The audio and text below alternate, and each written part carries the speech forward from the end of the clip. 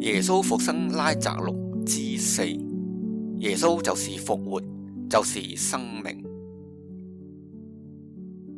馬爾大對耶穌說：主，若你在這裏，我的兄弟決不會死。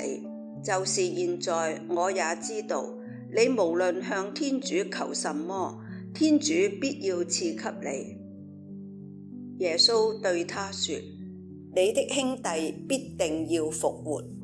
馬爾大說：我知道在末日復活時，他必要復活。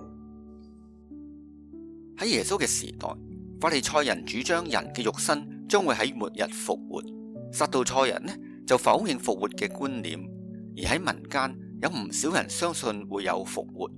馬爾大喺24節嘅說話，正係反映咗民間呢一種嘅普遍信念。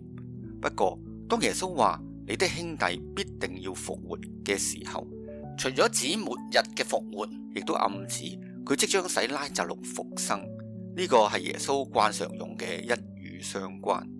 耶穌跟住對馬爾大宣告：我就是復活，就是生命。信從我的，即使死了，仍要活着。凡活着而信從我的人，必永遠不死。你信麼？耶穌話：我就是復活。原文喺復活之前有定冠詞，意思係耶穌正係馬爾大所指嘅末日嘅嗰個復活。馬爾大以為復活係遙不可及嘅一件事，但係耶穌喺呢度話俾佢聽，復活就係近在眼前。因為人嘅現在，即係喺每一刻都面對住審判，都要做出抉擇，信抑或唔信耶穌。信從耶穌的，即使死了，仍要活着。喺呢度嘅死了，指向住肉身嘅死亡，仍要活着，係指靈性生命嘅長存。為信徒而言，肉身嘅死亡並唔係終結，而係一道門檻，延續佢哋喺現世已經經驗到嘅喺天主之內嘅生命同埋共融。因為人幾時信從耶穌，就即時體味到同天父嘅共融，咁就係永生啦。26節嘅凡活着而信從我的人，必永遠不死，正正就係呢個嘅意思。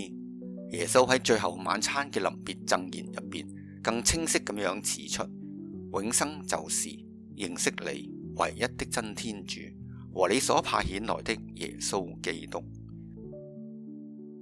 就係咁樣，耶穌將猶太人固有嘅將來嘅末世觀同埋新嘅現實嘅末世觀並列，兩者都喺耶穌嘅身上達至滿全。最後耶穌問馬爾大：你信麼？呢個可以話係俾福音嘅每一位讀者嘅提問，因為真正嘅信仰並唔在於一堆堆嘅信條，佢係在於信徒同耶穌之間建立嘅共融，並且透過呢個共融領受生命嘅恩賜。基督徒嘅信仰的確有一定嘅內容，而呢個嘅內容嘅核心就係耶穌為信徒究竟有咩嘅意義。換句話講，信仰係委身於耶穌呢位天主嘅使者，呢一點馬爾大似乎做到啦。他回答說：是的，主，我信你是默西亞，天主子，要來到世界上的那一位。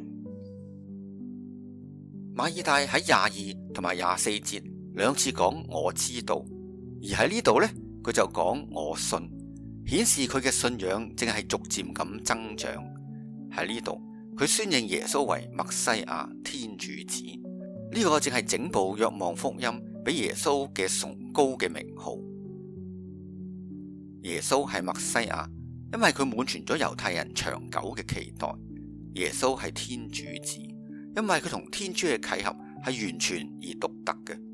若望福音每次指出耶穌係猶太人所期待嘅默西亞嘅時候，都刻意加以補充，避免讀者誤會耶穌只不過係猶太人期待嘅默西亞而已。要來到世界上的那一位，強調咗父嘅派遣，天主子降生人世，成為人子，賜俾世界救恩。